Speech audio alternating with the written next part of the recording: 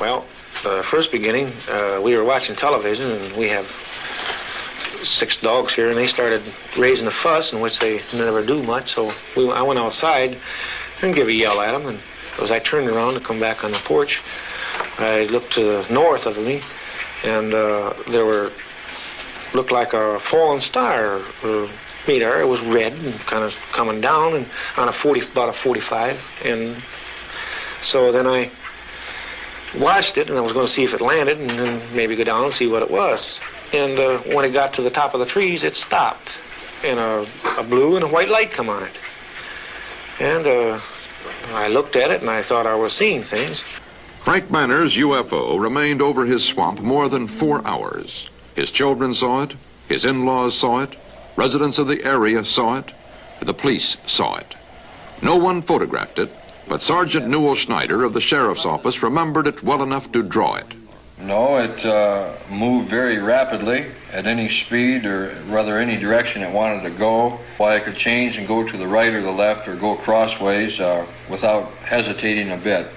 What do you think it was? Well, if they call it a flying saucer, that's what it is.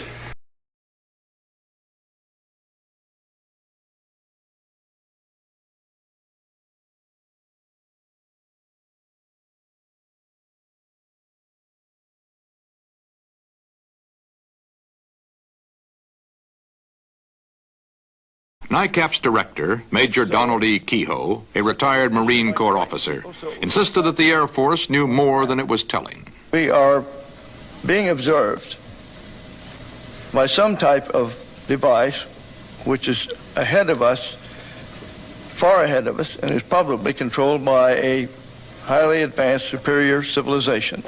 Now, this is a conclusion which I personally have stated and is shared by some members of our Board of Governors and advisors, not all of them. But it has reached to the point where many people in the Air Force have the same conclusion. In fact, the Air Force at one time had a top secret estimate that these things were interplanetary spaceships.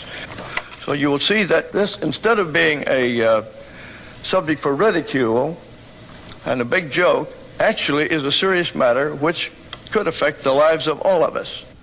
And for the umpteenth time in as many years, the Air Force, called before a congressional committee, said it was hiding nothing. Air Force Secretary Harold Brown. We have not been hiding anything.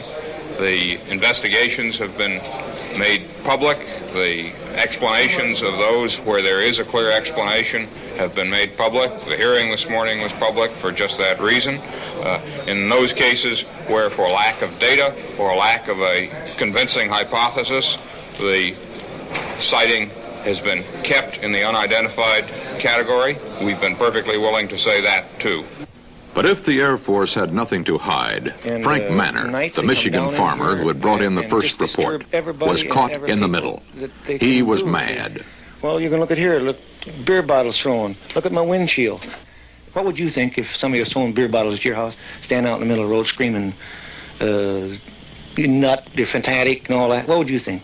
Are you sorry now that you did tell people what you saw? Yes, I am. I am sorry, because not that it's not the truth, but it's just the idea, the reaction of the people. They think you're a nut. Tell you the truth, that's just what they figure you are. And I'm not going to take it no more. I don't want nobody down in here. I just leave me alone. And if the thing lands right there by that pump, I'd never say a word. And he got out and talked to me, I wouldn't tell nobody. That's just the way I feel. I'm bitter and disgusted in the whole matter. And if people's going to act like that, I hope one lands right in Ann Arbor, right in the middle of Detroit.